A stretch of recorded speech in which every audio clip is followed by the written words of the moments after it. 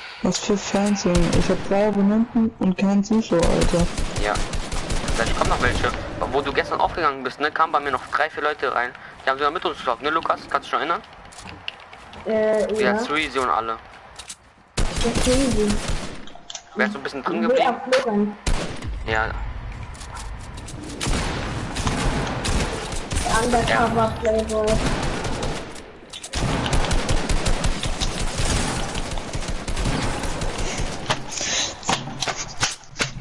Team und dein Controller kann. Ja, mach mal den Sniper weg. Ich hab auch die Sniper aufgenommen. Was sagt er jetzt? Ich kann eine Pappkamera nicht helfen. Warte, ich zeig dir das mal alles, mal alles nicht mal. Timo, du bleibst aber on. L2. Sieht man mich und Alex nicht gut. Komm mal. Ja, ich werde schon angeschossen. Hallo, ey, Timo, heute helf mir mal das spielen. Ja. Okay, was denn? Guck, warte. Okay, Wenn du mich schwierigst, ich nehme dich auseinander. guck, ja, ich drücke. Warte, guck, warte. So, und jetzt. Nee, das ist. So. So. Guck jetzt, die Heldiger, du musst so lange warten. Das nennt man auch nachladen. Warte, jetzt. 180er, einmal im Leben. Timo ist raus. Warum raus? Der ist nicht mehr in unserer Level drin. Also Wer ist raus? Timo. Geh mal ein Party, sag, er soll wieder reinkommen.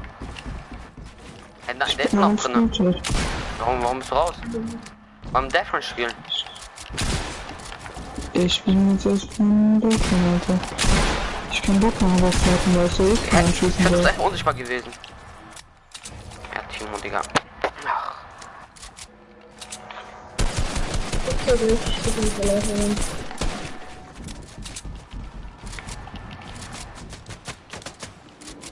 Darf ich runterschießen?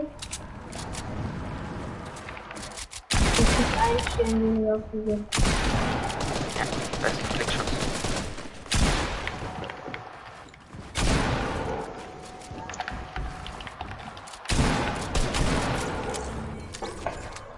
Morgen Bösen fressen, gar kein Bock.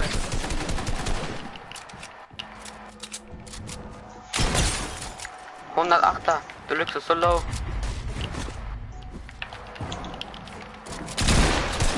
Ah, ihr Missgeburten. Ich bin doch nicht der Psychopath sein. Ich hab noch 300 HP. Timo, Hm, warum verlässt du? schießen. Warum gibst du die ganze Zeit auf? Weil ich ein Deutschland spiele. Ja. Ja, ich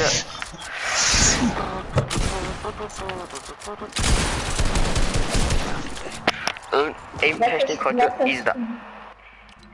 Ey, welcher Shit mir, weißt du, was schlägst übernächste Woche zu dir mitnehmen, ne? Was? Was? Ich nehme zu der Kreativ mit. Was trägst du mit? Ich nehme, ich nehme diese Kreativ mit. Oh nein, Mann, geh mal weg damit. Du darfst aber auch nur deinen Controller anfassen, mehr nicht. Das verspricht, ey, dieser Deathmatch ist so scheiße, den habe ich vorhin schon gemacht, ne? Ich wollte den aufnehmen, nur hochladen, aber der war so Müll. Gleich später kommt so behinderte Level, Alter. Welches Level seid ihr? Ich spiele irgendwas anderes. Ich habe eh keinen Zuschauer, also kann ich hier die ganze Zeit verrecken. Was damit zu tun? Ich habe auch gerade keinen Du Zuschauer musst mehr. einfach noch. Hä? Wird nicht mein Dings ist angezeigt. Nee, du bist nicht mein Zuschauer. Ich guck dir aber gerade auf die Musik zu. Ja, bei mir steht's aber nicht. Aber du Welches Level weißt bist du, nicht. Timo? Nein, 10. Oh. Wie viel? 10. Ey, die Falle löst nicht aus. Wie du einfach machen wolltest. zusammen. Was? Ich sag, wir machen zusammen bitte.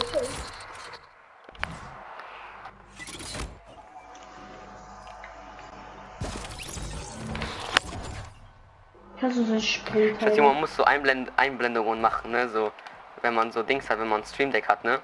So, komm jetzt in den Fortnite.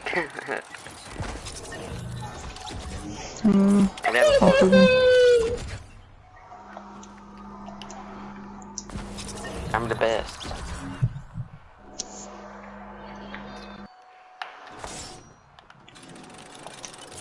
Mein Stream ist komplett delayed. Ja, das ist normal. Ich habe kein Bock Geld zu bezahlen dafür. Was denn?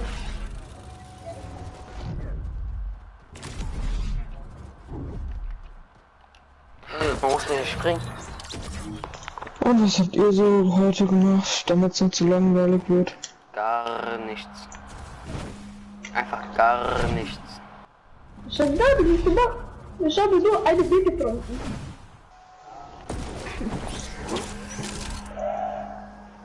Timo, siehst du positiv, dass du keine Zuschauer hast? Alles hast du auch mal keine Zuschauer gehabt. Ich habe auch gerade 0 Zuschauer, hä? Logik, Lukas. Ja, aber du hattest auch mal in einer Zeit so nicht wenig Zuschauer gehabt. Deine Logik ist gerade minus 0. Ja. Der hat auch mal wenig Zuschauer. Ich hab einfach fressen.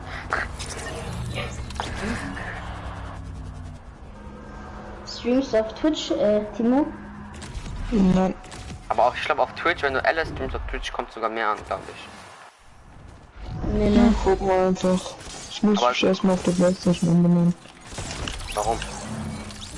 Weil da habe ich dann halt meinen Namen, wenn ich auf Twitch streame, möchte ich auch meinen Namen haben. Warum? Unnötig. Du machst nur ein Profil damit, 0. Warum? Aber was bringt's dir, wenn du deinen Namen änderst? Also, achso, willst, ja, du, ich weiß, willst du dich auf Twitch, keine Ahnung, Heldengamer nennen oder was? Also, ich halt auf YouTube aus. Ja, aber dafür musst du nicht deinen Playstation-Namen ändern. So, unnötig. Ich hab gesagt, meinen Namen auf Twitch, weil ich auf Twitch anders da heiß. Angststoff wahrer Preis.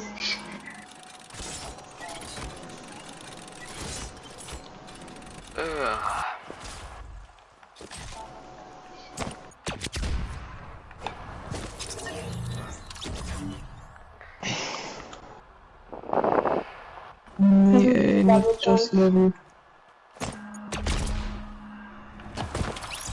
Jo, ich bin raus. Aber auch dieses Level, Alter. Ich kann gleich ja so wieder. hoch. Ich geh mal zu Timo zu Nein, spielen.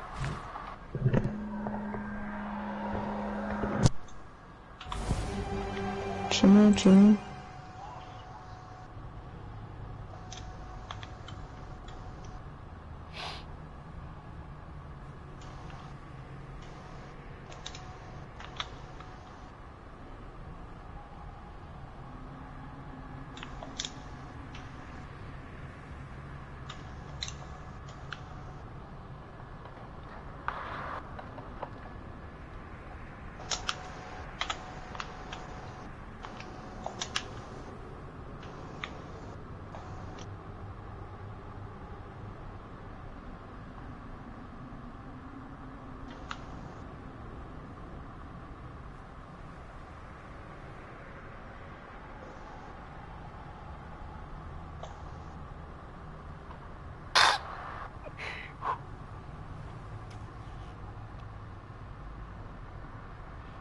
Timo, Hm.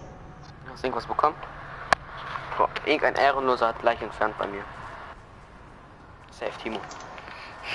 Nein. Spaß. Hast du eine Nachricht bekommen? Nein. Ein Kommentar?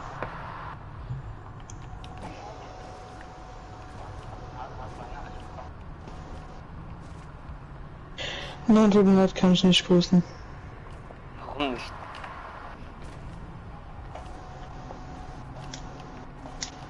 So undankbar. Tut niemand grüßen.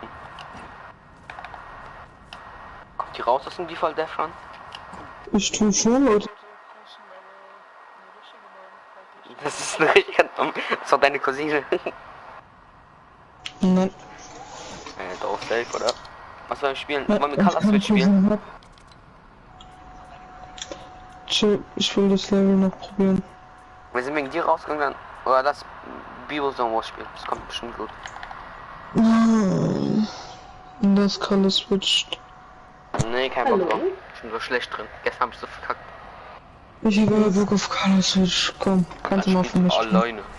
Lass ein bisschen Dings und dann die letzten 10 Minuten Color Switch, weil das braucht nicht so lange zu spielen.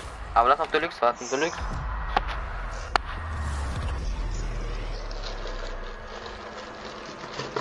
Nicht anwesend. Brain Oscar. Ja, sie Nur ist, ganz kurz die ist in der Lobby. Nee, ganz kurz TikTok auf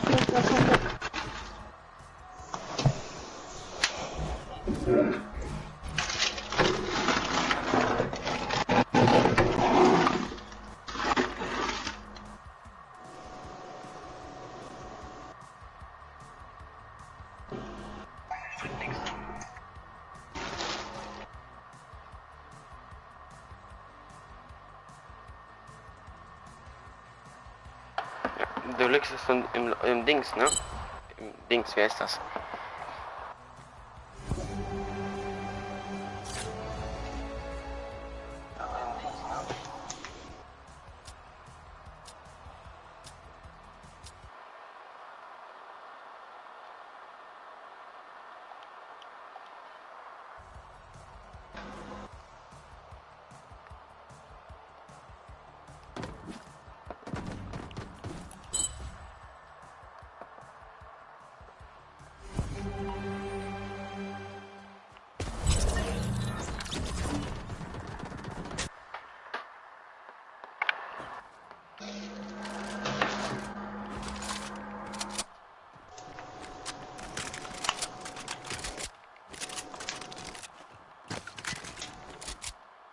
Keine vernünftige Pump.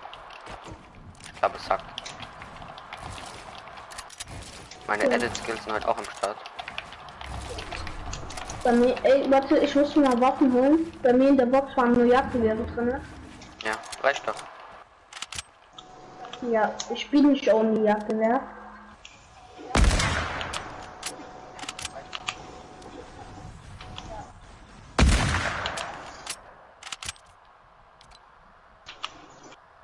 Hallo? Ja, ich muss ja mal Waffen holen.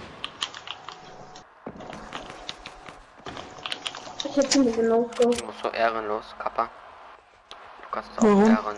Ich hab Kappa gesagt. Ich habe ihn genau. Ich bin's einfach der Timmy.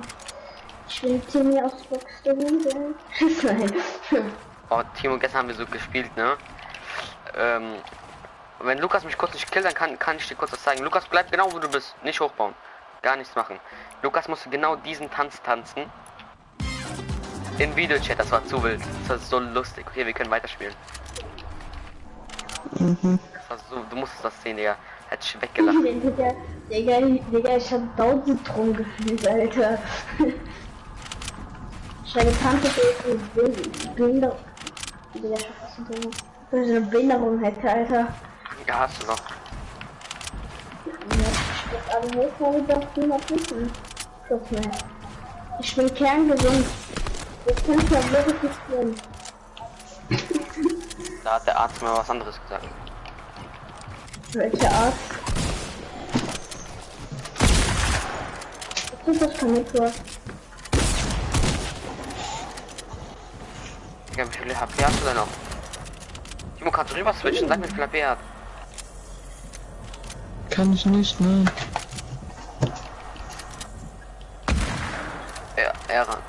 Er fliegt runter. Alter, ich hab's doch wenigstens versucht. Erstmal Schokobrötchen. Lukas sagt immer, ich kann heute nicht sagen, ich muss mal weggehen. Und dann kommt er doch noch in die Party. Ehrenlos. Beste Ausrede. Lache. Ich hab euch zugeguckt, da hab ich. Ey, Junge. Der Ton ist da, ich krieg keinen Schaden, Ehre mal. Alter.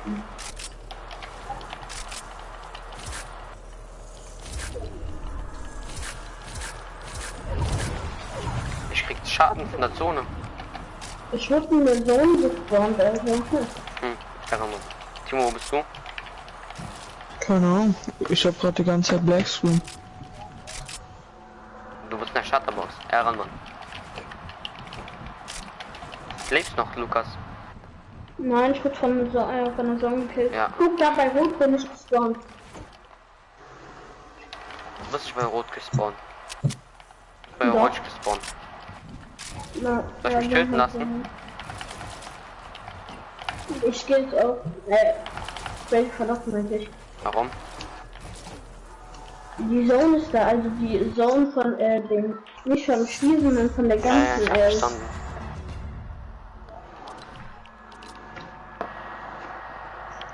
Timo, ich hab Platz.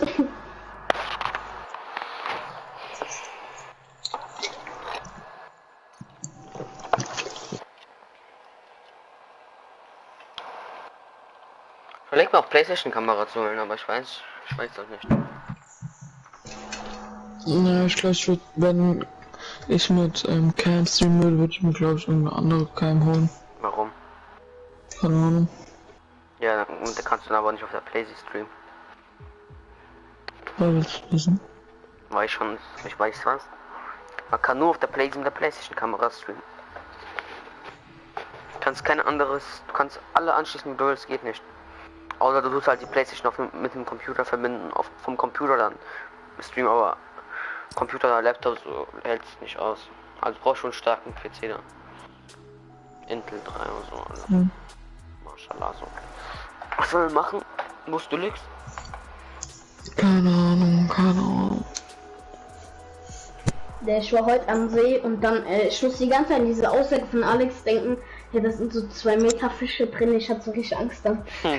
Ja, ohne Witz, schon wirklich so große Fische, ne Timo? Mhm. Aber ich bin ins Wasser reingegangen, ich bin sogar tief reingegangen. Stefan, du bist einfach gebissen. Bei mir waren die ganze Zeit nur diese kleinen Fische. Die wurden bestimmt gejagt von einem großen Fisch. Timo mit Haianzug. Timo mit Haianzug. Lukas dachte, in diesem Teich sind keine Fische. Ich dachte, in diesem Teich sind keine Fische. Der wird doch jede Woche gereinigt.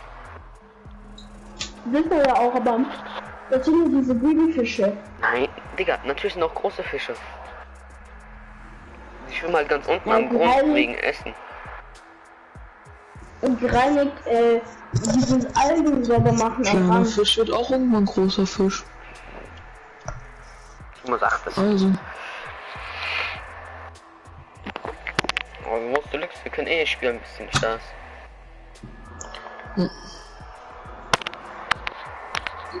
Ich lege jetzt Timos Nummer, okay? Timo hat kein WhatsApp. 01 75 39 37 667 247. Sorry, ich hab grad so nichts wirklich. Die letzte Zeit könnt ihr euch selbst denken, die war falsch. Epic. Schreib einfach, nice Crew gerade mal wieder. Ich schreib einfach dein Epic in die Kommentare. Dann nehme ich dich an. Schick mir einfach an. Irgendjemand will mit Zocken. Ich kann's noch an. Ja. Lass meine Chantal in Ruhe. Okay, schick dir eine FA, eine Sekunde. Boah. Soll ich mir das Sommerpaket kaufen? Allein schon in dieser Banane, Alter. Ist sie bei dir schon da? Ist sie bei dir schon da? Sommerpaket.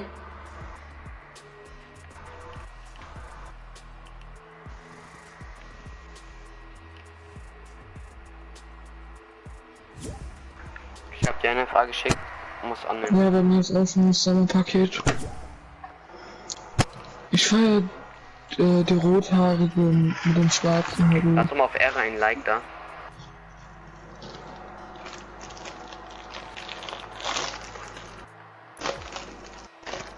Was ist die Bälle? Lukas, Schaut nicht bei Timo vorbei. Das ist für wie findest du, was für ein Skin du? den Bananenskin. Geschält.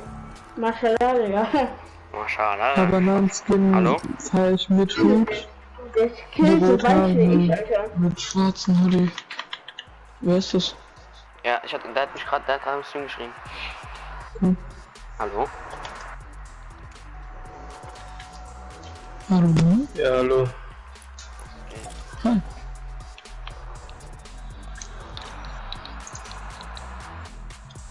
Wir können gerade noch nicht starten, weil der Anflug ist einfach gerade weg. Okay. Warten. 19 Minuten Geschichte beginnt auch live. Dieses Links live. Warten.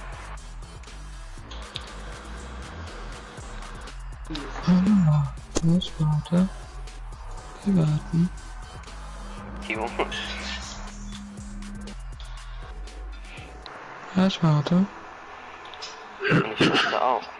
Was hast du noch so für Skins? Das.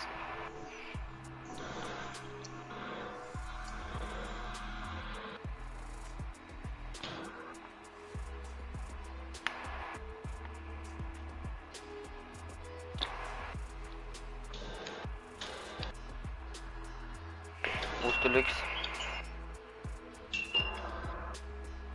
Brain of Percy ist am Schlafen. Die schläft kaputt. Kurz TikTok aufnehmen, gar kein Bock. Keine Ahnung, die hat nicht mal gesagt, dass es weg ist.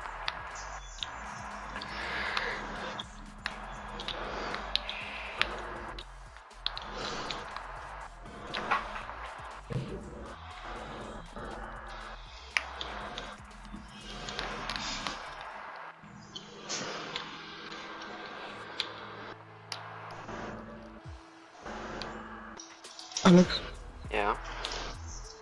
hast mal Bock vielleicht ein Roblox-Video aufzunehmen? Und was? Ein Roblox-Video. Ein Roblox, was ist das? Roblox. Ja, das Spiel. das für vier Jahre so ein Video aufgenommen. Ich habe vor 4 Jahren ein Video aufgehört, 46 auf. Ja, können wir machen. So, aber ich bin da komplett brain aufgegangen und damals habe ich das auf dem PC gezockt. So. Ja. Ich kann auch nur auf dem Handy mitspielen. Mal gucken, wie das überhaupt geht. Ich weiß. Hab ich ja auch nur auf dem Laptop dann. Oder ich hol Dings und wir zocken Scribble oder so ein Scheiß. Mit Lukas und.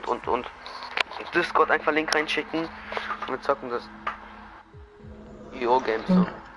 Wäre auch fresh. Ja. Einfach mal gucken. Deluxe. Wo steht? So, mach doch eine neue Gruppe. Ja, dann joint mir an.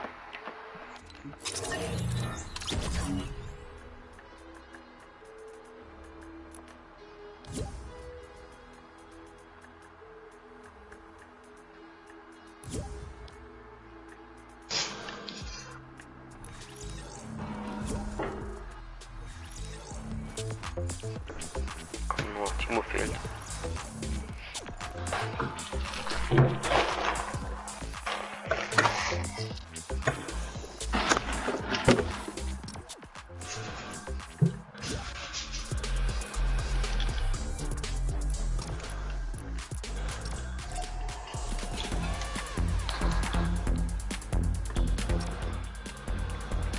Mal mit Teams machen. Nein. Das ist Kreativ ein bisschen. Danke, Kreativ Team. In 12 Minuten beginnt dieses Livestream. Okay, dann würde ich eigentlich nirgendwo mehr hingehen. Was ist? Da würde ich nirgendwo mehr hingehen. Wohin? Meinst du überhaupt für 16 Minuten? Ja, können wir einfach mal reinschauen.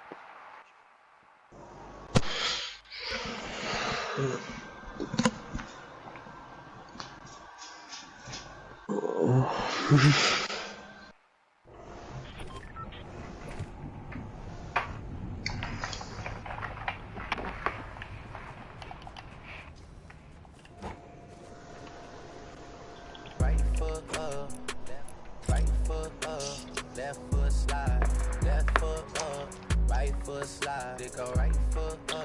Alter, warum habe ich einen 100er Ping? Wer hat so gutes Internet, glaube ich. Schadenswürfe. Jetzt 0er Ping.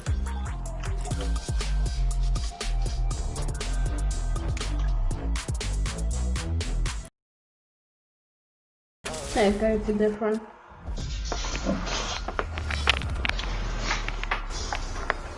Lukas, komm auch rein. Warte nicht, wollen wir, ja, wollen wir darin Teams machen? Also zum Beispiel 3 gegen 2 oder so. Ist das eine neue Boxmap?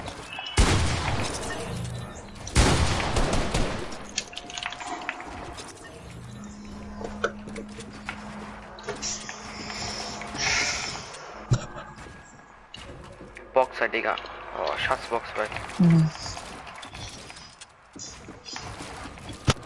Wir sehen aber übelst ein Team.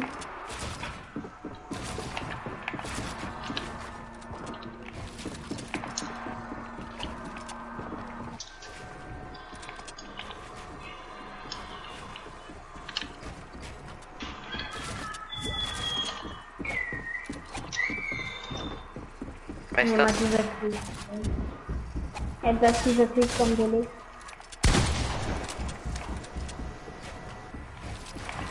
Wo bist du wieder? Ganz unten.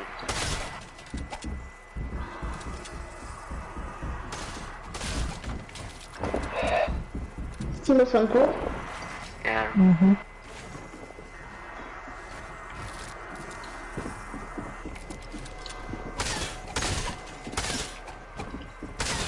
I'm dead, bro. What? Jo, bist du noch schon ghosted?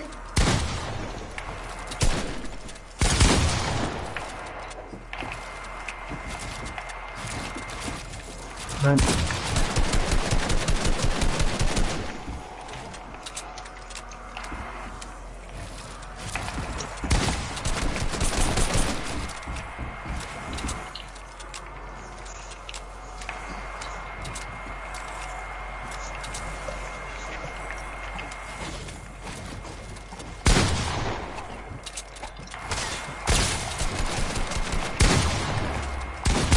Was? 46er? Oh. Einer Jeez. tot. Ja, dieser eine ghosted Headshot. Keine Ahnung. Was ist das? Also, Was zocken wir? wir zocken Zone Wars mit Boxfight zusammen, oder? Mhm. Also er soll Also immer abwechselnd. Machen wir ohne runterschießen. Ja, ich bin fest. Jetzt.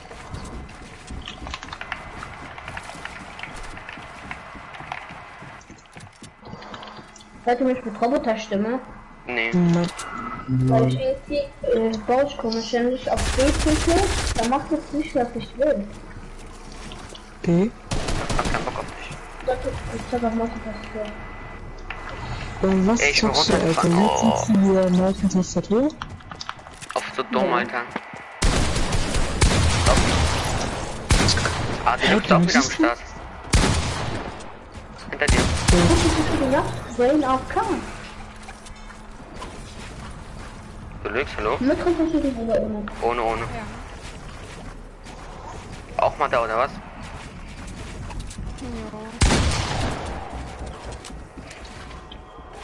Safe eingeschlafen. Face. Nein. What? Digga, ich schieße. Canyon, Ich Fisch, schieße. Canyon, Fisch.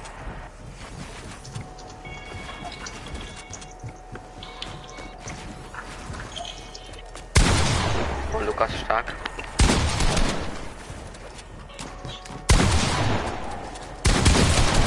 Bitte 30er. Uff. Ich glaube, ihr seid beide gleich low. Oh, Lukas, er hat 70 HP gehabt. GG. Ich geb den 30er am Ende einfach nur. Immer am Ende sind es richtig low Hits. Ah, jetzt wieder Boxer. Ich hasse Boxfight, ich kann das nicht. Also hassen tue ich es nicht, aber voll überfordert. GG.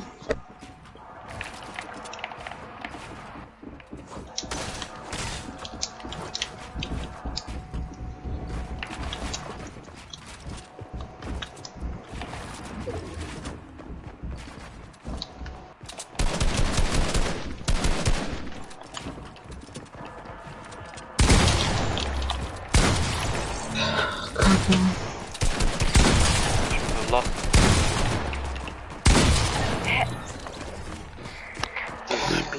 Und was erwartet ihr euch so von dem Neuverwand? Keine Ahnung. Was denkt ihr, was ist los? Ich habe mir irgendwie Wir hatten Internet Text über gelesen, dass Black Lives Matter oder so reden. ja, Wer lebt noch alles? Lux und Lukas. Ja. Dieser Pump ist eh scheiße. Entweder drückt die 100er Headshot oder 20er Headshot. Egal, wie nah. wir haben das Glücksspiel, Alter. Deswegen.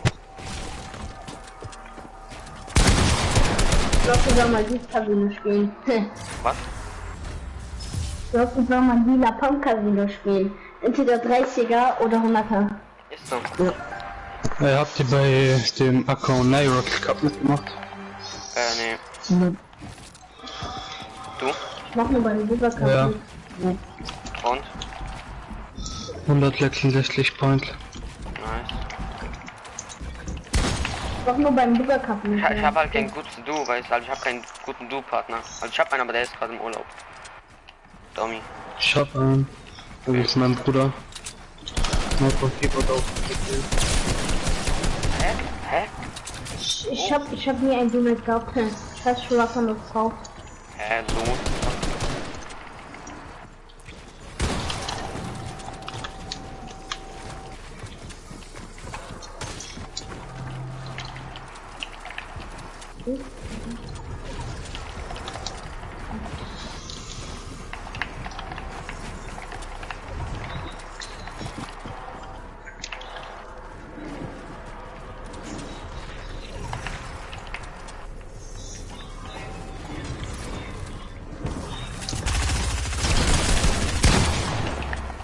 Ich hätte check, dass ihr runtergekommen seid. Ich wollte mir gerade fischern, warum?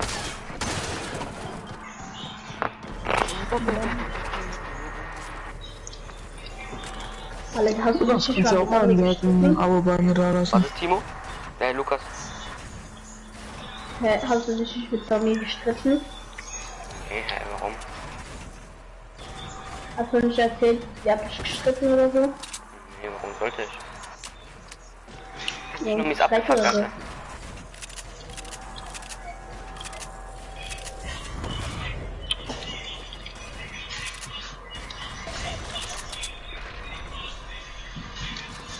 Welche?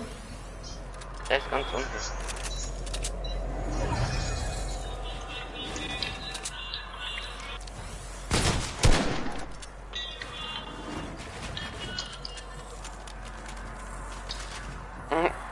Lukas.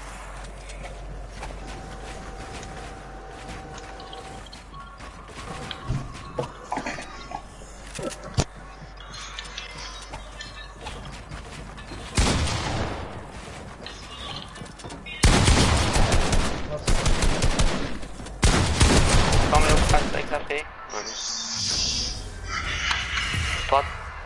Du hättest ihn safe geholt, aber seine Pump ist runtergefallen, also runtergedroppt.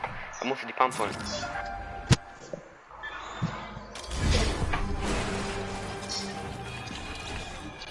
Felix hat die Welt verlassen. Hey, ich.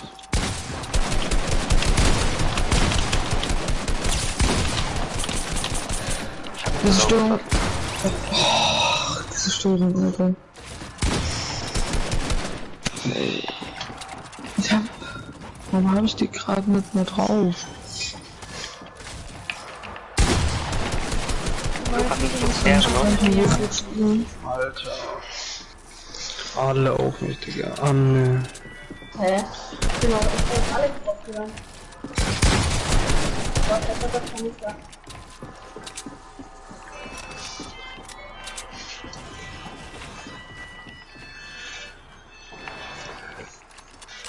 Wollten wir nicht im Party Royale? Ja, gleich nach der Runde. Party Royale.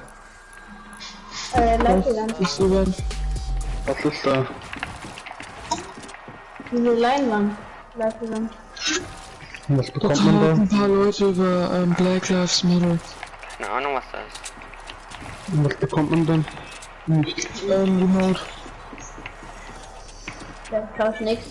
Will ich auf Ehre einfach dabei sein.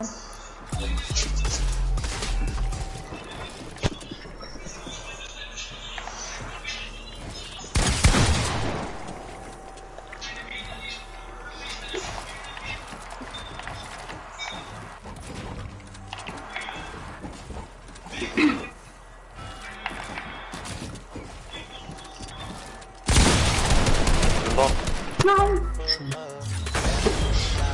kam letzte eine Runde noch und dann lass. Nee, lass so schon. Lass uns noch eine Runde nochmal spielen. Nee, Digga, Bock. Also, jetzt kommt letzte Runde, letzte Runde.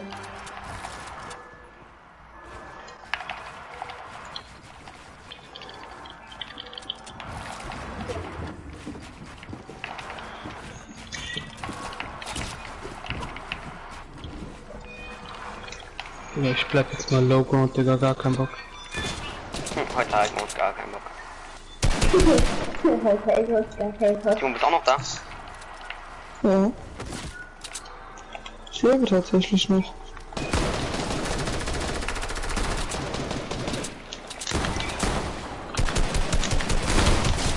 Ja, wieder alle auf mich. Leute, alle auf Nesquik-Tag oder was? Nein, hä? Ich bin auf Kino gegangen.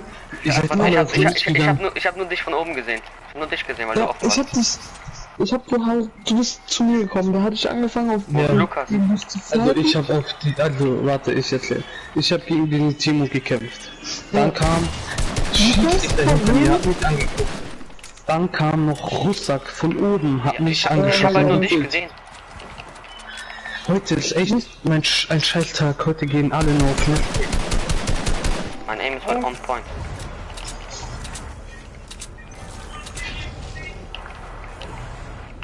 Du hast noch 400 Metz. Lukas hat noch 570.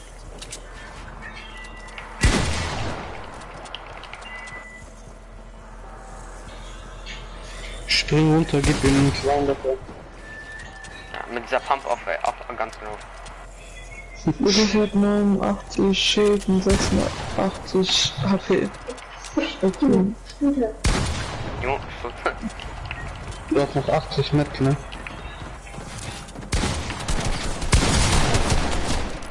Da kommt Ja, Ja, das Ding. ist der Controller-Spieler. I'm a controller player. komm, lass uns gehen. Und darfst noch abgucken, was so ist.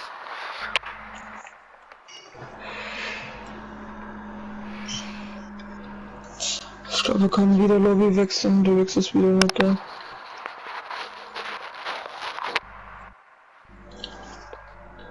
Spielt ihr linear oder Ich spiele linear? Ich will Maus und Tastatur. Ja, linear ist besser, aber ich wechsle in 2 Monaten auf dem PC mit Maus und Keyboard.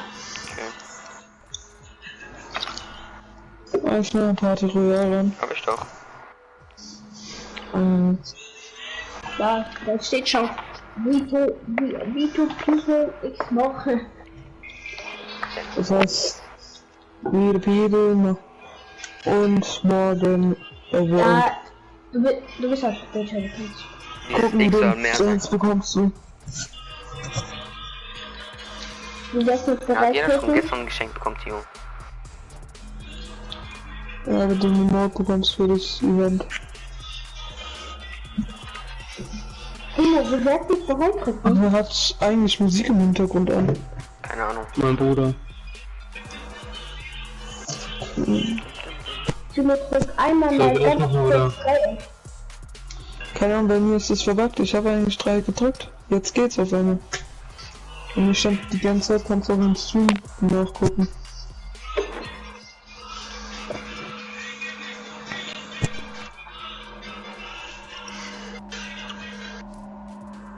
Habt ihr schon Ferien? Ja, Ja, war uns schon schnell. bald zu Ende. Ich habe jetzt seit einer Woche erst Ferien, Digga, also letzte Woche. Wir haben schon seit 3 Wochen.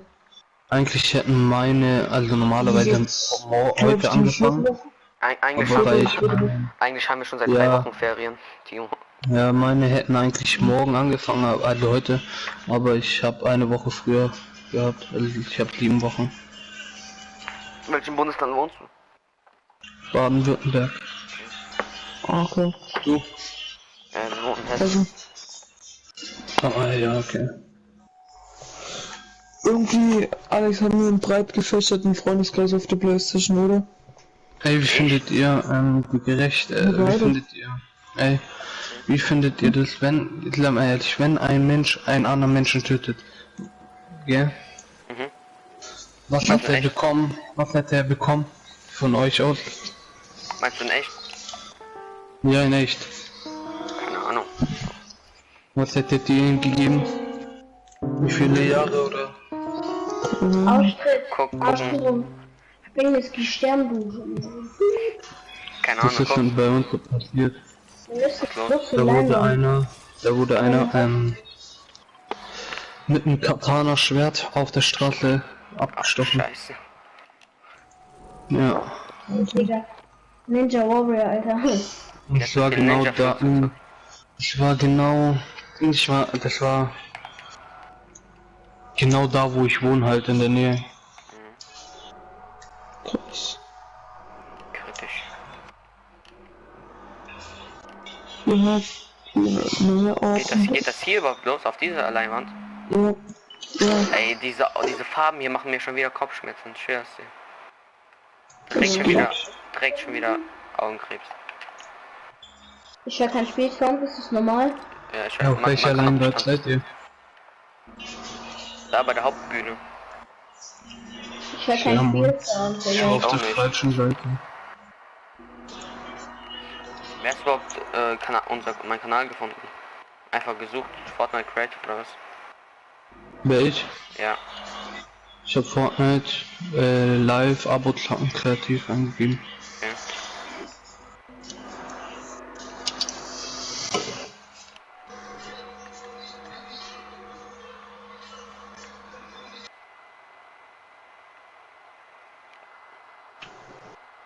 Alter, Hey, seid ihr euch sicher, dass es auf der Leinwand geht?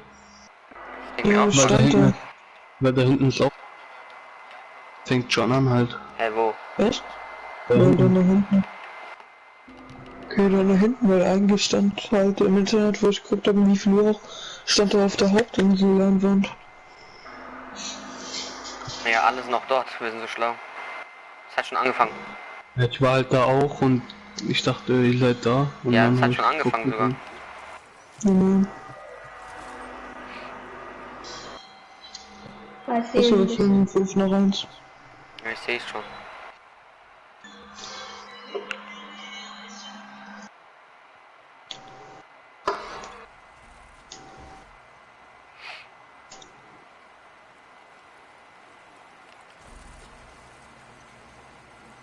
Hört man dort Sound? Mhm. You look back and you see those old black and white images of people of color being attacked by dogs and people of color being sprayed with hoses. That's what they were fighting for. Back then, they were just fighting for a chance to vote. People like Martin Luther King Jr., people like Malcolm X. These people died to help us be in a position to have the power that we have now, which is to be able to cast a vote and make a decision about the people that have controls over our lives. So, I mean, if you in your own community need a reason Ach, to ehrlich, look at Junge. a person Raus. like George Floyd, if the people in your city are not open to police reform, are not open to having a conversation about defunding the police, are not open to issues concerning economic equality, judicial equality, and racial equality, Die wollen halt über right? das If they're Gesetz scared reden to wegen say George Black Floyd Lives und alles Matter, mit der you Polizei. have the power to put people in those positions who do believe that Black Lives Matter, who do believe in racial Aber equality, schwarze Leben halt. economic equality, judicial equality, right? Who see us as human beings. And if the people in your community don't feel that way, vote them out. It's that simple. Just vote them out. We don't have enough time to sit around and hope that people change their minds. Yeah, Bumpy, you point out something so important. We have the power, and that is in our vote, and that is with our voice, and that's how we use our voice. I think of where we are right now. People say this is a particular moment, but it is a movement. Not just a moment, it is a movement. Why, in your opinion, was it George Floyd's death? Why was that the chosen brutality for people to say, oh my God, black people are still oppressed in this country. And it is not fair. I think it's twofold, Carrie. In so many different encounters between people of color and the police, there simply is no proof of what happened in the interaction. And so what happens is in a court of law, it tends to lean towards the policeman's point of view, right? In this case, we saw very clearly what happened. I think the other thing is due to the fact that everyone was at home, basically, during this time period in relation to the coronavirus, you couldn't avoid it. Right? It was on every television station. It was on every social media platform. Everywhere you turn, you were constantly hit upside the head with this message. You see in the interaction that this man did nothing to deserve what happened. Die machen das keinen einzigen Weg. That's so well said, because if you think about it, in the grand scheme of things, it wasn't worth it, and he didn't have to lose his life. I think that you touched on something that a lot of people talk about, and that is now defunding the police. That has been such a huge conversation, but there's so many misconceptions around defunding and dismantling. If you will, educate the audience. All right, so most people, when they hear the term defund the police, they tend to think of, oh, they're going to take away our police department. Nothing could be further from the point. Defunding the police means that in certain communities, even Houston, take for example, we had over $1 billion allocated to our police force. Now, what is that money being used for? Some of that money tends to be allocated towards riot shields, right? Pepper spray, right? That kind of thing. That's only used against the people that fund this budget, right? So why would the people want to supply the police with the means to oppress them? If the police are concerned about the situations in certain communities with a higher crime rate, well, higher crime rates tend to happen in communities where there's not employment opportunities, right? There's not a lot of social services, and people are going to do what they need to do to take care of themselves and their families. When the community has more opportunities for employment, more opportunities for upward mobility, then they tend to be less of a strain on the government. They tend to have a lower crime rate, and because of that, we'll have less need for the police in those communities. You are passionate about so many different things in terms of making sure that we are holding our leaders accountable. Talk to me about some of the other projects that you're working on. Well, right now, obviously, being a part of More Than a Vote is essential. We're dealing with primaries in this country right now, and we just want to educate people. We want to inform people because people are tired, they're angry, they're concerned, and they want information and they want action. And so we want to make sure that we give them the right information and lead them in the right direction. And we thank the people that do not look like us for standing with us right now, because it's very important that people who aren't black be involved, because if black people could have gotten rid of racism, we would have done it hundreds of years ago. And so I'm trying to use my voice and my platform just to let people know that if they feel like I do, there's a number of places they can go to enact change in their community. People need to know about how their city council runs. They need to know that they have the ability to speak when city council meets, to let them know that that's not the way that they feel their city needs to be run. Those are not the places that they feel the money of their community needs to be allocated. And Bubby, even a step further, they can run for office in their local community. They can run for positions. Like, people act like they leave it up to somebody else. If you're upset, it's not hard to get on the school board. It's not hard to be a part of the city council. It really isn't. And depending on how small your town is, you could be a mayor. The power is with the people, and we need to just know that that's happening. Absolutely. And it's always been with the people. You know, if you look at Trayvon Martin's mother, Sabrina Fulton, right? She felt that there was a system of racism and a system of oppression that led to her son's death. And so what did she do? She ran for city council, and she was elected to city council. Our own former president, 44, Barack Obama, right, started in the community as an activist, ran for an elected position, became senator, ran for another elected position, and became president of the United States. So don't think that you can't make a difference. You know what I'm saying? You don't need a lot of money. You don't need a lot of power. Your voice is enough to make a difference. Amen. I feel like I need to go out and run for something. You gave me a rousing speech there, sir. I'd be remiss if I didn't ask you this. When I talk to my brothers, I have to ask you, as a black man, how are you doing? Are you okay? I'm good. I have a very strong relationship with God, so prayer definitely works for me. I have children and grandchildren who are watching me, who are encouraged by what I do, and they're proud of me right now, you know, and that's really what matters, you know. The change starts at home, you know, so as long as you have a support system that believes in what you're doing and supports you in what you're doing, you have everything you need to go out there and fight the good fight. And for those that don't, there's a community of people here to help you. So you can go to places like morethanavote.org. There are many different places that will encourage you, inform you, and they will put you with groups of people that feel like you, that are ready to take action. So no one has to go about this alone if they want to do it. Yeah, we're stronger together. People have been saying it, but that has much more meaning now that we are in our movement, not just this moment.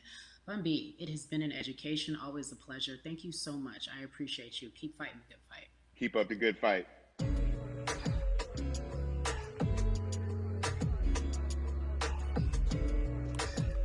Yeah, la.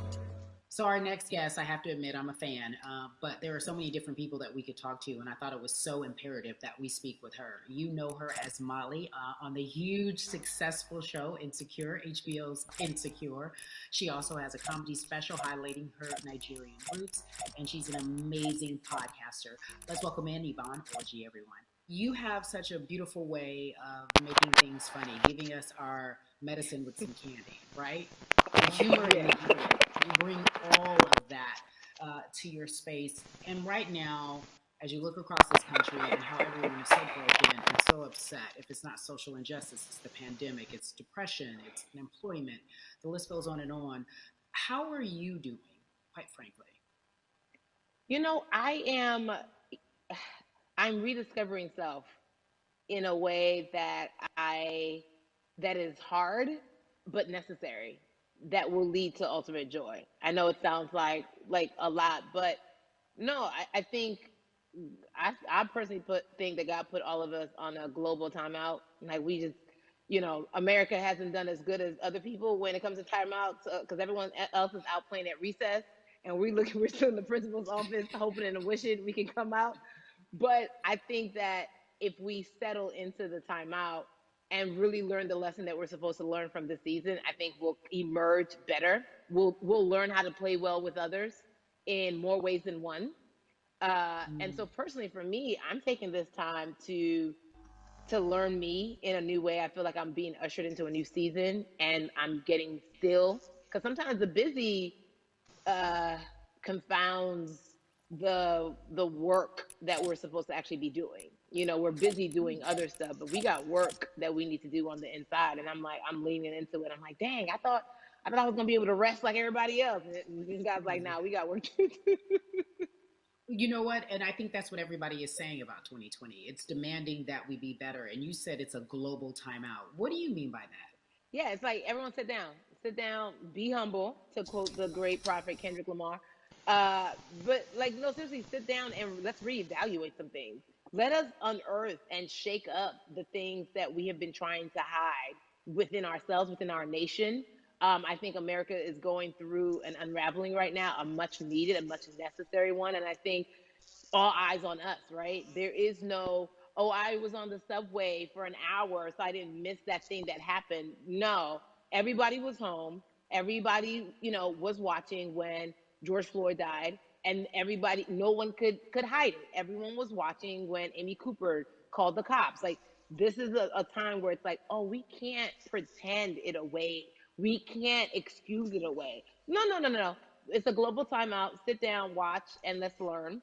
And globally, it's like, hey, we were going business as usual, but it ain't usual no more. Like that's old. Anytime change occurs, it's very uncomfortable. And so right now we're sitting with we're getting we're getting comfortable with the uncomfortable. The minorities, we've been comfortable with being uncomfortable, because that to me explains just the existence for whatever we want to do, how we break into our careers, how we live our lives, how we find ourselves one of the few or one of the first. And that's a lonely road. When you look at, and when you talk about this global timeout, everybody had to pay attention to Amy Cooper. Everyone had to pay attention to George Floyd. How is that helping us as a people, as a country, during our global timeout? I think, well, one, we're not minorities, Carrie. You already know it. It's like these labels that they put on us. It's like the same way of saying like black on black violence. Also, there's no white on white violence. It's branding. Yeah, right. It's all branding. Yeah, you're right. It's like white people kill white people every single day. So no, there is no black on black violence. And if you say black on black violence, well, then let's brand white on white violence. Like, I watch Investigation Discovery. Ain't too many of us been featured. I just even like, but to answer your question, what does that do? I think what everyone expected is what has happened in the past when the world was still open, right? In that, okay, you had everyone from Trayvon Martin to Castillo to Sandra Bland. You had all of these lives lost, and Black people made some noise. We rioted, we got out in the streets, we started the Black Lives Matter movement, all of those things. And then white people kind of just like, oh, let's give them something. And then it's just like, is it over? It's like Oscar is so Black. Okay, good. We gave him some Oscars. Are we good now? Like, are we even? And it's just like, oh, no, no, no, no, no. This is not about like a band-aid. It's like, yo, we might have to amputate the leg a little bit, but it's all right because by amputating the leg, we're gonna save the body. And so I think that's what's happening now. Like, America is realizing, like, oh, Black people aren't just making a little bit of noise. Like, the protests are still out. The conversations are still being had. The change is still being demanded. And I think they're seeing, oh, this is not going away. And no, it's not, because we need systematic change. What a beautiful way to explore what is happening and describe our country. We might have to amputate the leg, but that's to save the body. That's what's happening right now. That's beautiful, Yvonne. And to that end, I have to ask you this, because the way that we do that, we use our voice. And our voice right now in this world, in this country, is our vote. And everyone talks about voting and how important it is, but I feel like more than ever we understand that it's not just about voting every 4 years for the man in office. It's about your local elections. It's about the mayor. It is about the district attorney, the people who have the power to bring charges against police if police brutality is an issue in your community. If you care about your school district, you can run for the school board. I ask this of you, right? Your parents are from Nigeria. You are Nigerian. You talk about that very lovingly. What does voting mean for you? I think voting is power. I remember, I became a naturalized citizen back in the 90s when, because I was still a minor, my mom naturalized, and so we were able to do it under her. And just even that power of like, we're American citizens and all the access that we have by being citizens, one of those accesses and those access to power being voting, it's a big deal. It's a big deal because not only do we have the opportunity to be in this country, but now we can be of the country. We can be of the systems. We can be of the rules. We can be of what it actually affords. But I think going back to your earlier comment about just the setup of systems, I think we are done a disservice. Either it's schools or whatever it is, and I'm not putting teachers on blast. I think teachers do a phenomenal job, but for some reason, we do not, and give them all the raises. I know too many parents who are like, this child of mine, I do love them, but hey, where can I drop them off? And I do think that there's a disservice done because, again, when we talk about them, to your point, we talk about every 4 years. It's important to vote for the presidency. We don't realize, like, oh, snap, we actually can vote about, like, how much our libraries get. It's like small things like that, but they make a big difference. When you think of voter suppression in this country, what does it look like for you? It's the systems. When we talk about voter suppression, we also talk about systematic racism, right? It's all the systems that set up. And we've normalized, okay, maybe your job will give you a half day, or maybe, you'll be able to get this luxury. It shouldn't be a luxury. It should be built into the system. It should be built into the fabric of how we vote. But maybe you'll be able to get this luxury in order to enable you to go vote. Think about everything disenfranchised, marginalized Black person has to endure in a day. So in a day, you need to get to work. If something happens to your car, if something happens to your child care, if something happens to, there's so many factors along the way that can send you into a tailspin as an American. And then you add on as a person of color. If you're just trying to get to vote and you already have to go through all of these hurdles and hoops in your everyday life, imagine the one day when your voice really is supposed to matter the most in this country, but then you also see all the times that you tried to have your voice matter, and then it's been shut down, repressed, told it doesn't matter, and then you're kind of like, what's the point? How do we keep hope though? If I'm watching this right now, how do we as a people stay hopeful? How do we believe in the promise that these quote unquote forefathers have given us? Because have you met black people? By default, like hope is infused in our DNA. Like you know what I'm saying? Like by default, like if we haven't been broken now through, be it through slavery, through Give capitalism, it to me. through Give it to me. colonization, through segregation, You're right. through I mean, listen, the history of black people in this country is at one point we were 3/5 the people. Mm-hmm. That's it. That was a written law. And look at us now. We are whole. We are black girl magic. We are black boy joy. We are, you know what I'm saying? What I think about in terms of giving us hope, right? We're making a lot of people nervous right now, Carrie. We're making a lot of people nervous right now because they're like, dang, we put all these obstacles in their way, and these jokers are resilient. But that should give us hope. That should give us hope that, like, we can't stop, won't stop. I mean, I went to the school of Diddy, you know what I'm saying? Hashtag, Harlem shaking it right now. Can't stop, won't stop. I think that's our motto. We can't stop voting and we won't stop voting. We can't stop marching and we won't stop marching. We can't stop thriving and we won't stop thriving. To that end, because you led me directly there, I've been asking everyone who has appeared on this platform, what does activism look like? And I feel like back in the day, we had an idea. Yes, it is marching. Yes, it is protesting. Yes, it is speaking out against things that we feel are not right or unjust. But talk to me about what activism looks like for Yvonne Orji. Listen, activism, I think the beauty of activism is that it has many faces, right? You're going to have the people on the front lines. Like, you know what? Martin Luther King marched, but there were a lot of women who were in the homes like, hey, BT Dubs, when they come back, this is how we support all the people who are marching on the front lines. And we're going to be here doing what we know to do best here. And you know what? Somebody needs to bail them out of jail so now we need to be in the community, getting money or whatever it is. So it's like everybody has a position to play. And so play your position like a shortstop, bruh. So whoever you are and whatever you do, play your position. So activism could look like, you know what? I'm not the one that's built to be on the front line, but you know what? My pockets go deep, so I'm gonna support the people on the front line. I'm a comedian. Black joy is a form of activism. There's always a call for entertainers or celebrities that have the platform to do something. Why aren't you speaking out? I'm not a believer in thinking that it's mandatory. Like you said, everyone can be an activist and be activated in different ways. But talk to me about the connection. Talk to me about the marginalization in your world and how you feel like it even inspires you to say more and use your platform to do more.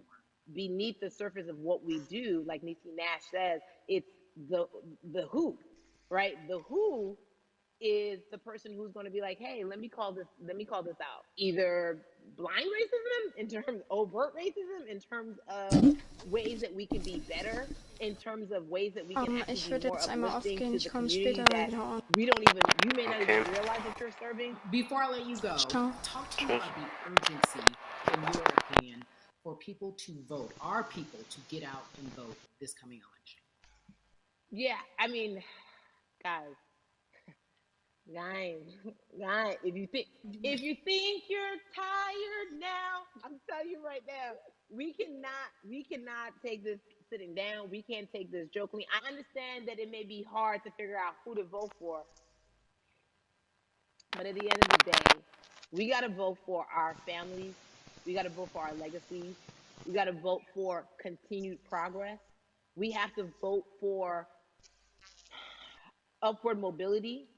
We have to vote for equality in a way that is long lasting. And if we succeeded before, we can do it again. You talk about the whole. This is the time. This is not the time to give up. This is not the time to pretend a way that we haven't made progress. We have. There's still much more to be done. And you know what? We might have to get to a point where we pass the baton to our children and our children's children, but we still have work to do now for that generation. Von Orgy, you are everything. You are Molly, but you are not Molly, but I love you so much as Molly on HBO's Insecure. You are an amazing podcaster, Jesus and Joloff. Shout out to Lovey. And then we also have movies. Like you, The World, you're a model, a cover model. Also, wait, don't let me forget your hugely successful stand-up comedy special on HBO. Girl, you're doing it all. And I am so grateful. You're truly the dream, not just the American dream. You're the black girl, brown girl, do it all dream, the immigrant dream, everything. You're a beautiful, beautiful soul. I really, really mean that from the bottom of my heart. Yvonne Orgy, ladies and gentlemen, nothing but the best and excellence personified. Thank you so much, my friend. I love you so much, Mama. Mwah.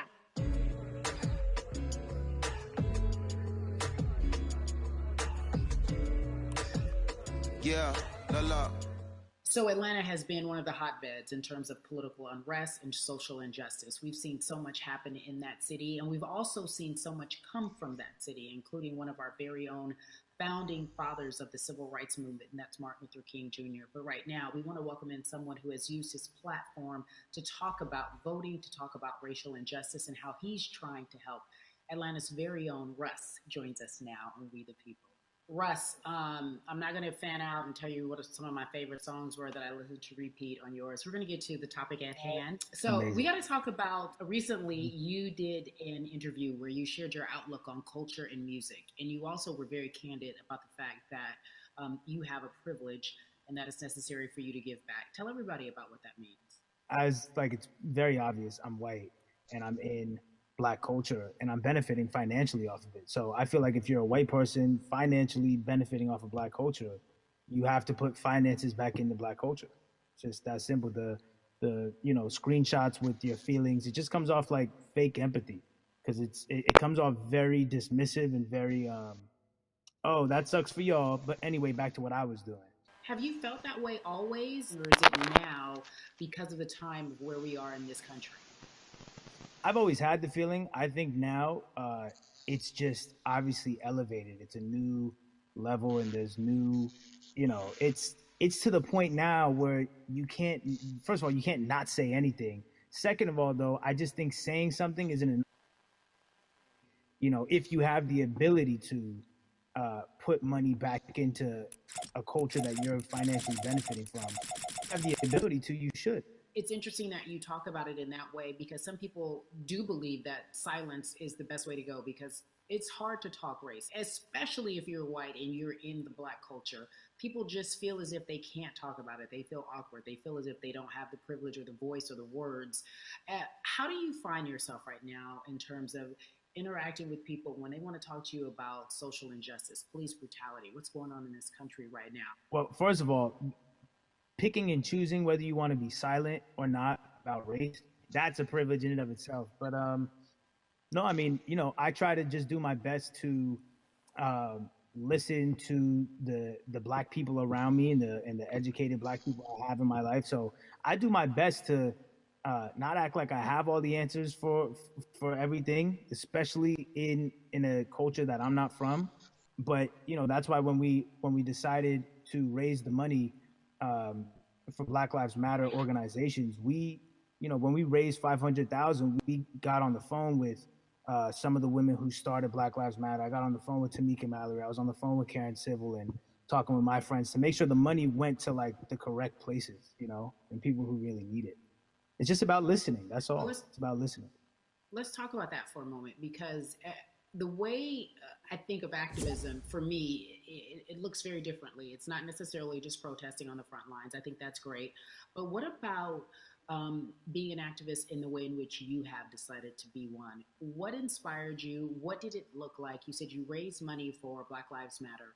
What did you do? Mm-hmm. Walk us through everything that you did and how you find yourself in this moment right now. So for me, it was 3 years ago, I had a string of festivals. And I decided that I was going to wear T-shirts with a message on them because I figured what better time to use a platform than in front of, a bunch of people. So one of the T-shirts I wore was, if you want to change the system, speak up, white silence is pro-racism, the whole thing. And it didn't really it kind of got swept under the rug back then. But, when all this stuff started happening again, and it's been happening, the police brutality against innocent black people. I was like, man, I'm not the biggest artist in the world, and I certainly don't have the most white fans in the world, but I got a good amount of people that I can definitely mobilize and turn into some money. And I know they're down for the cause because it's merch, it's a good thing. And I've always been outspoken anyway, you know? And so how am I going to be in black culture and not be outspoken about racism? And then I got to ask you this, because you grew up in Atlanta, so that gives you a heads up, depending for so many people, because you're in the crux of that beautiful black city where there are so many wonderful black leaders, home of so much great music and things that speak to our culture right now. And we are really, really getting our word out, especially with this platform today, and saying that we must use our voice to vote. Talk to me about what the importance of voting for you in this upcoming election. Yeah, so full transparency, I had never voted before, ever. And because, I was one of those people who was like, my vote doesn't matter. And, and I don't know, maybe it's because I was younger, maybe it's because I really thought that, or I don't know, but I just think that it's got to, now this is a bit of a privilege to say it's got to a breaking point for me, because obviously it's been past the breaking point for black people. But I think that as a whole, the young people need to get out and vote, because we're the ones that never show up. You know what I mean? We never show up to vote, but we're the future. So it's like, look, we got to go out there and vote, and then whatever happens, but at least we did our part. You got to do your part. You're very candid in saying that you just decided to vote. And I think there's a beautiful irony in the fact that you have your fans saying, because of you, I'm voting. Right. And there's something beautiful about that. But I want to know why now for you. Why in this moment is it important for you to vote? And what hit your spirit to say, yes, this is the time to do it? Honestly, because I think that George Floyd really woke up a lot of people who, including myself, who I was vocal and outspoken about racism. I put it in my lyrics. I put it on T-shirts. I would talk about it in interviews. Like, I was vocal about it. But that video in that moment, I think me, along with a lot of other people, just kind of was like, all right, like, words are simply not enough anymore. We got to do something, whether it's raising money, whether it's voting, or all the above. Like, we got to do something, and I'm ashamed that it took that for me to be like, I need to raise money and I need to vote. It's a shame. And I don't know, I guess it snapped a bunch of people out of it, and even if you were vocal and whatnot, it's time to actually put your money where your mouth is. It's time to go vote.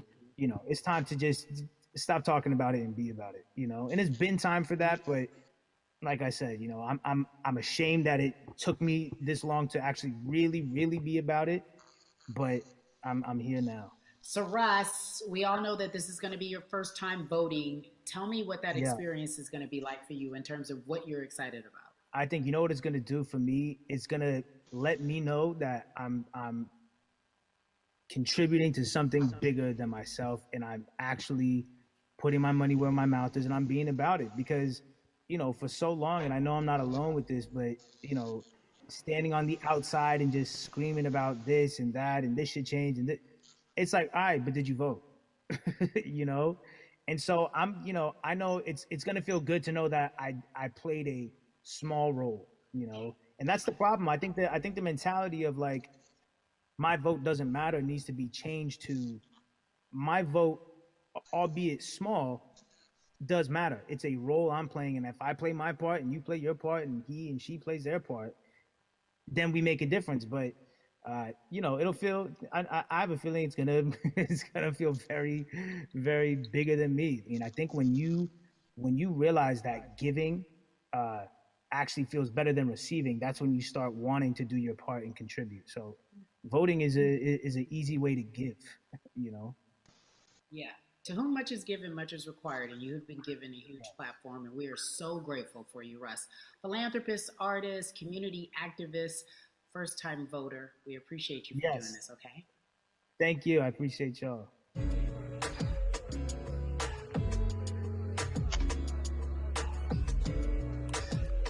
Yeah, la la. So, cities like Atlanta and Chicago have been at the forefront of the discussions, especially now in this country when we're talking about COVID 19 and systemic racism, as well as police brutality and what we can do in this country. Again, we're continuing our conversation, letting you know that your voice is your vote and your vote is your voice. We can change where we are in this country. Currently, I'd like to welcome in Chicago Cubs right fielder Jason Hayward. I appreciate you.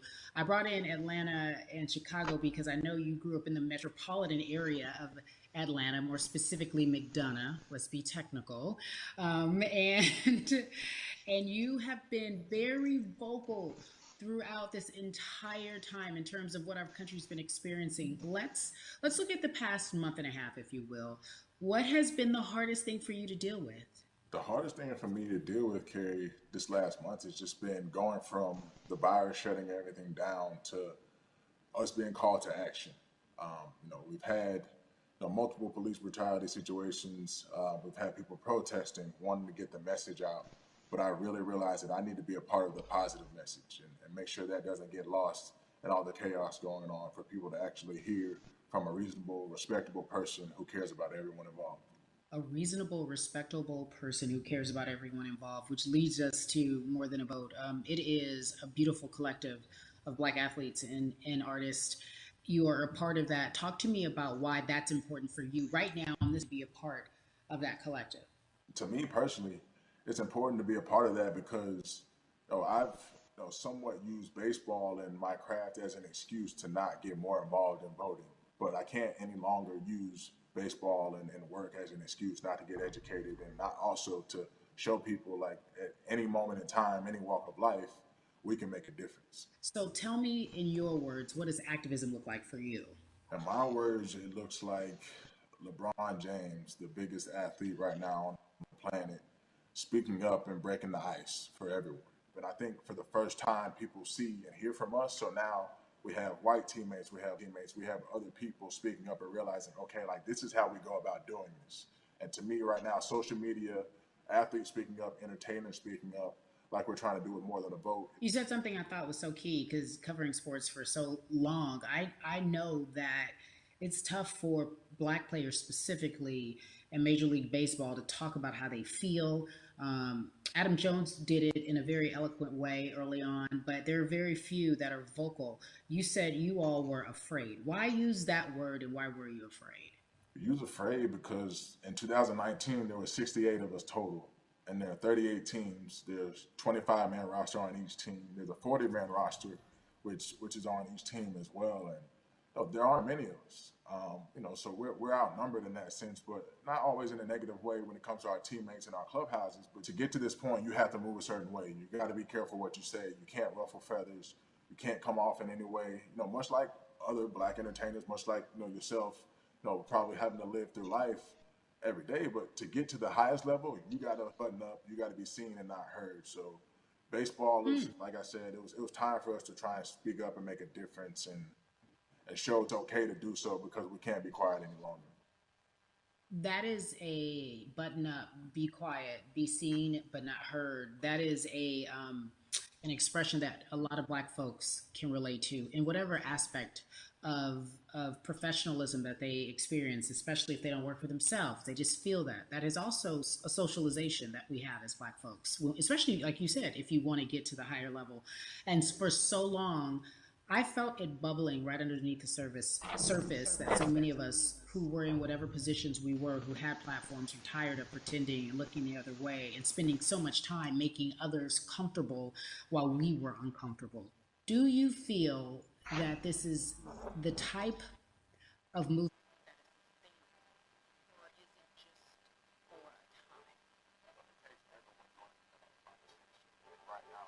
more than ever, there is little things as possible to distract from bigger issues. And we saw on draft day, we saw our president, Bill Edson, holding up the sign saying Black Lives Matter and wanting to include the rest of MLB in that. But now we're having those conversations as well. So I definitely think this is sustainable, and it's not always just going to be the popular thing to do. This is something that people want to get right because they know we care. Jason, you said you think it's sustainable, that what you're seeing, especially with your colleagues in baseball, that this can be something where you're feeling more comfortable, feeling more safe to share how you feel about social injustice and police brutality. What are you doing right now in this moment with your platform to help change how we look at voting and how to educate the culture and the community about voting? Well, first, what I'm doing, Carrie, is joining up with More Than a Vote and joining up with other athletes and entertainers to get that message out and use our platform in that sense as a group. And try to create a brand with this to make it something that's not just about the election coming later. It's about people getting educated for years to come and figure out where to vote and how to vote. We've got people in different areas that cover different demographics and influence different areas of people. And as a baseball player, as a black baseball player, I feel like now, like we talked about, is finding the time to show people that you can use your voice in this profession. You don't have to be afraid. And to me, that can help someone, help a kid growing up. He can see me, he can see other guys that were in the video we posted saying, hey, this is what they're standing for. They're speaking up for these things, and it's okay to want to play baseball. It's not lame. It's not something I have as afraid of as I was before. So I feel like that's my role in this. I have a younger brother as well. He's 24. He also plays baseball. So I've got to lead by example. I can't just always, come up with a good answer that sounds good on TV. When I get asked a question on, what do we need to do to make changes? I'm joining up here to make sure that I take action and get educated myself. For one, so many people, I feel like in Atlanta, they're on the move. But when you want to try to make a vote and try and cast your vote, you have to do it by mail. You have to sign up for the absentee ballot. Then you have to get another ballot in return. They have to send it back to you. Well, for me personally, they didn't send that back until it was too late. Right? We didn't get it in the mail to the address that's an Atlanta address at my parents' house. We didn't get that in the mail until it was too late.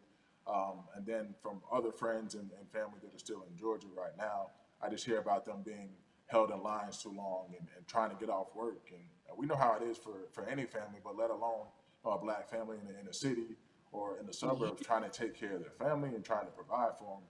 You try to get off work, and then you're like, wait a minute. You start looking at the clock. It's like, oh, this is not going to happen today, right? And so I saw, Mayor Keisha Bottoms, reach out via social media to people and say, hey, I'm going to address these issues right now. I need y'all to stay in line to cast your votes. Keep hanging in there. So to me in Georgia, that's what that looks like. Well, it's interesting that you even bring that up because there have been all these images specifically from Georgia, because that's such a battleground, where you see people, especially when it came to the primaries, doing whatever it takes.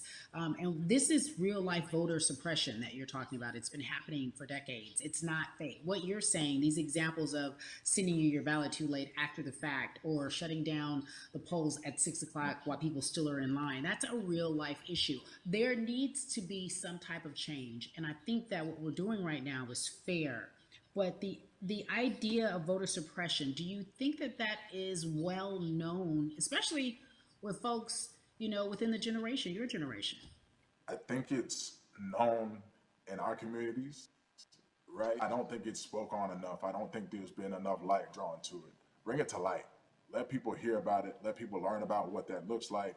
And get more people to say, okay, look, like this is going to happen. We have to expect this, and we can no longer make the excuse. We can't say they didn't warn us. Jason, everybody knows, or it feels as if everyone knows that the time is now. America's paying attention to us. We have their eyes. We have their ears. If you look toward the future, what are you most excited about in terms of seeing a change?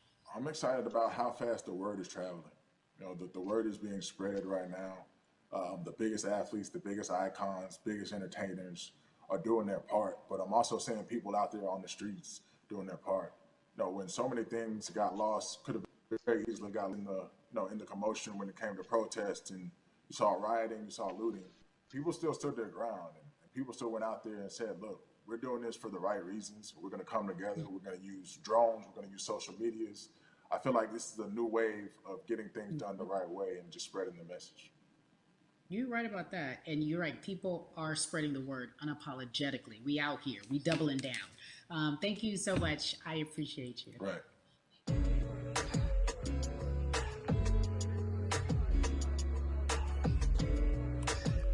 Yeah, la la.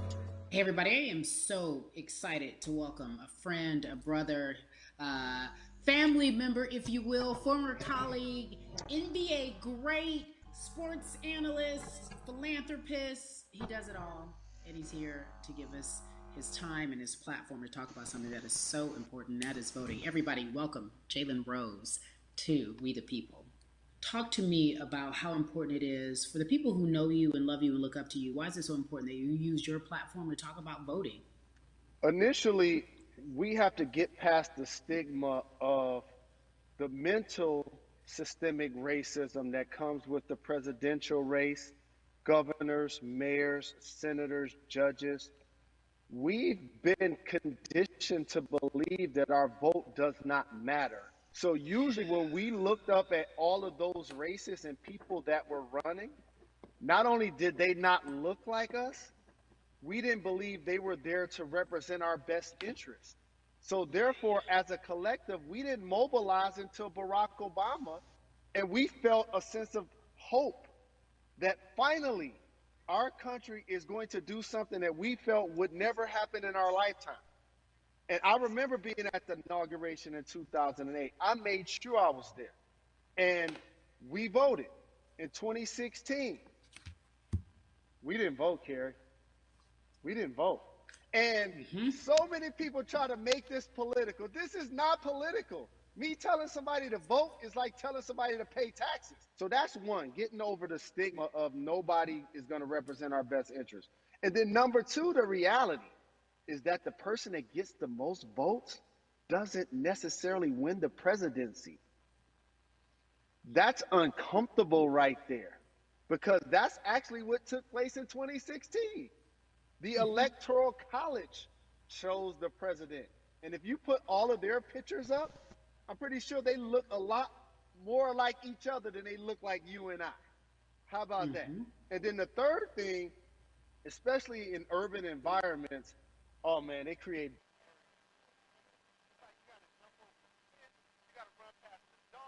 You got to jump on the hood of the car. The lines is 5 hours long. You get up to the polling, they don't work.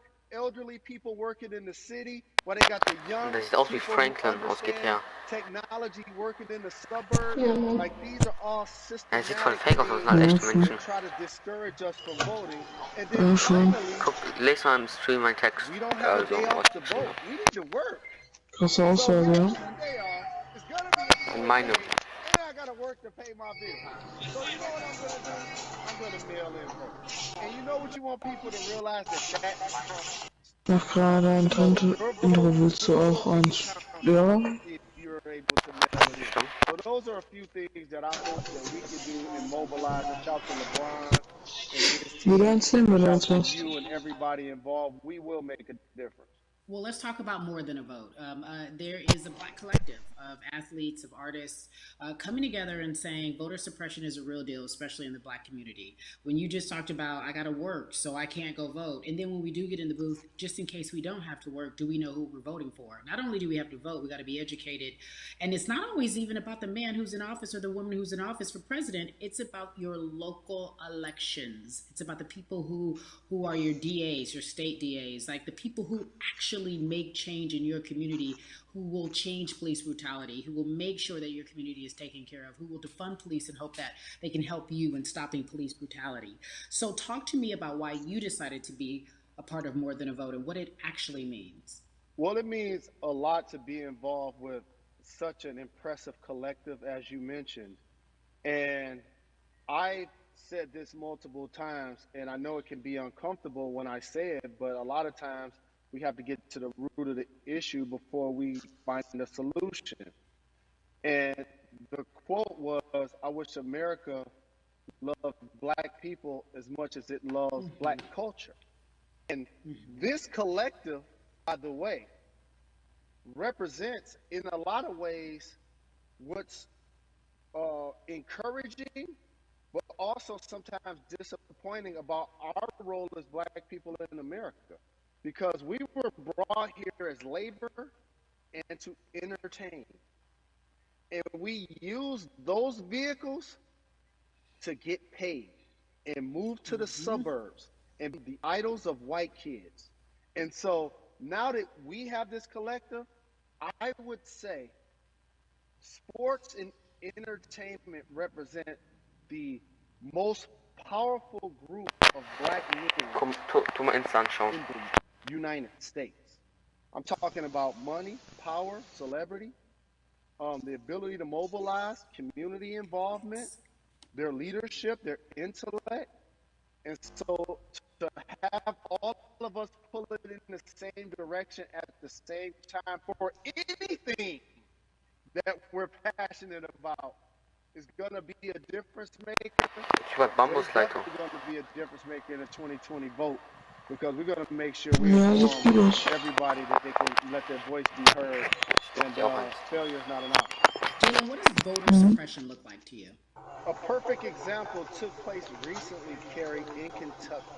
It was 6 p.m. at night, and so many people were standing in line enthusiastic to vote. And you know what they did? Locked the doors.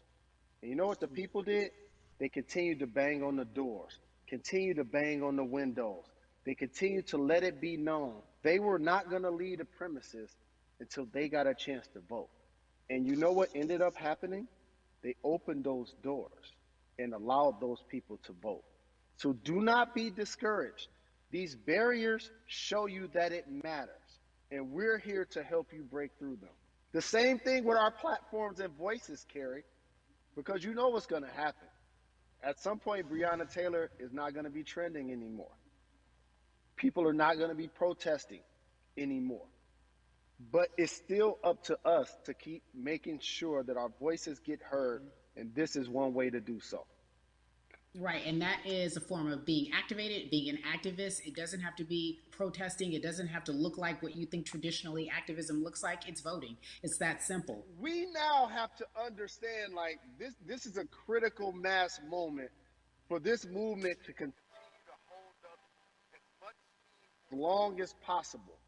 And that's what this collection is going to hopefully allow for that situation to happen. Jalen, in today's age of technology, it should be easier to vote. No doubt. It's like we call these devices smartphones, but yet I can't vote from it. All of the things that we do in our lives are in our phones. All of these barriers are things that people will need to overcome in order to create a level of enthusiasm to vote. And again, this is not political. It's your right to do so. And there's so many times where you feel like somebody may have gotten done unjustly in your community. Pay attention to who the judges are, who's running for Senate, mayor, governor. Pay attention who's running for president. And let's make sure in 2020 we make a difference. Why is more than a vote so important and invaluable in our community right now? Well, because right now, I think we have an opportunity to let our voices be heard louder than ever. Anytime you see the mobilization of white kids holding Black Lives Matter signs, that means there's a breakthrough. Now, what happens with that breakthrough is the next step. You're going to look down in your email, Carrie. You're going to see all of these companies telling you how they're going to work on their diversity, how they're looking themselves in the mirror. They need to make change, just like in sports, right? Look on the field, on the court, all those black players. Further you get up, it's like altitude or a ladder. It gets thinner and thinner. And so a lot of people talk about the system being broken. I hate to remind people that it's not broken. It was built this way. And one of our ways to help change the system is to vote. So that's why more than a vote is so very important, so we can make sure everybody participates and gives themselves an opportunity to let their voice be heard. I think it's interesting because you talked about black men being very powerful in the U.S. if they're athletes and entertainers, because for so long those have been the only avenues traditionally to create wealth. The NBA season comes back. What are your feelings on the season coming back? In the midst of everything that is happening? I think you'll see players are challenging the establishment more. You're going to see them saying, okay, if you have all of these marketing and promotional deals, how many of them are with minorities? How many people are you employing, NBA? What about certain teams? Who do you have as a minority owner? Or what about the candidates that you have for positions of power? NBA players have proven as blacks that they are now movers and shakers in the game. They're now the dog, not the tail. So if they decide not to play, some of the biggest social changes and conversations have taken place in sports that weren't during the game. Colin Kaepernick was before the game. The Ali Summit was a press conference. So they could mobilize if they chose to. But when and if you do play, challenge the league. Black Lives Matter on the jerseys. Continue to make sure that every time people are watching the game, they're also seeing the movement happen. Jalen, I appreciate you because you are always entertaining and informative at once. I really, truly am looking forward to the NBA season. Thank you for working with More Than a Vote because your voice, your platform, all of it is needed, my friend. Be safe, okay? Yes, ma'am. I love and appreciate you. One call away always. Thank you. Love you, brother. Love you too. Every conversation that we had today, I hope was helpful for you. I am so grateful to everyone who came on with me to talk about what's going on in our culture and how we need to change. Huge shout out to Jalen Rose, Bun B, Jason Hayward, Yvonne Orgy, and Russ. Their words were inspiring, but also important and invaluable. I hope your phone is full with all the information that we've been able to place in front of you. Again, you need to check out these resources because they are so important because we want you to vote. That is your voice. It is important. We, the people, want you to vote. So go to morethanavote.org, fairfight.com, and whenweallvote.org. Again, thank you so much for joining us and paying attention because this message, again, is invaluable. I'm Carrie Champion for We the People.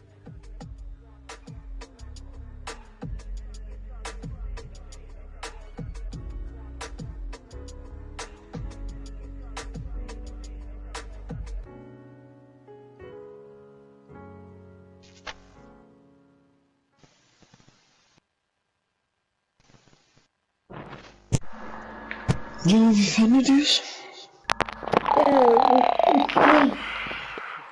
Also es ging. Also es geht besser, aber es geht. Ging für dir. Ich muss ehrlich sein, ich bin fast hauptsächlich nur auf Insta. Wollen wir Kreativ? Schon mal kurz. Ganz kurz vom Bett aufstehen, gar keinen Bock. Nee, das nicht.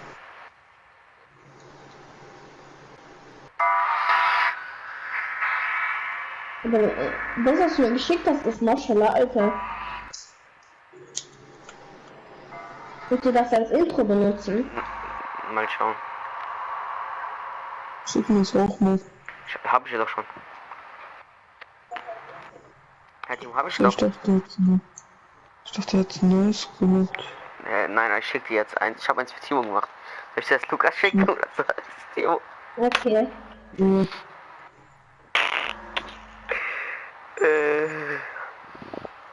Ich denke halt, jeder ist gequittet. Jeder. 3, 4 Leute sind hier noch drin. Ich stelle es. Schick mir das mal. Es rendert, warte.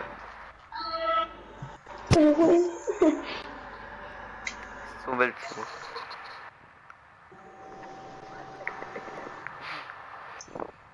Wer macht Nacht durch? Ich muss morgen um 9 aufstehen. Hm? Ich muss morgen um 9 aufstehen. Warum? Ich fahre nach Gießen. Ja.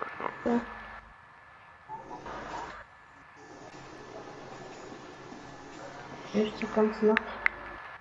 Ich schick's Lukas. Und damit ich es abgespeichert habe, dann schick ich's dir, Timo. Mhm.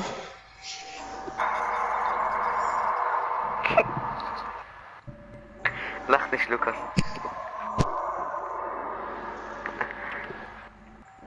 Lukas, hast Hallo. du gesehen? Ja, ich guck grad an.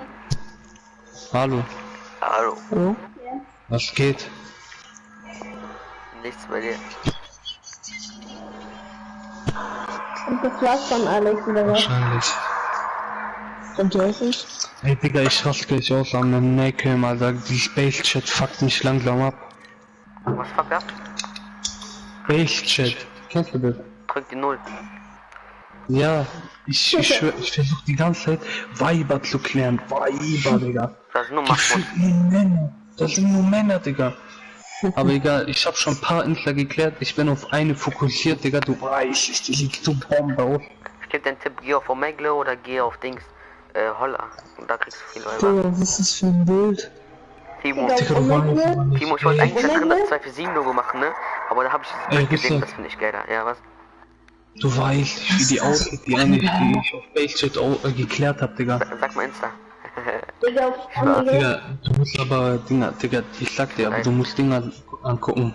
Highlight bei der. Ja, wenn ihr alle redet, ich höre gar nichts. Vom Gesicht her Bombe, stell dir vor, wenn du ihr Körper siehst, Digga. Ja, ich muss gerade live sagen. Oder schreib unten, keine Ahnung. Ja, ich schreib unten. Warte, ich beende einfach Live-Chat, Livestream, weil ich gehe gleich auf. Und ja, morgen komme ich dann wieder einfach online. Haut rein.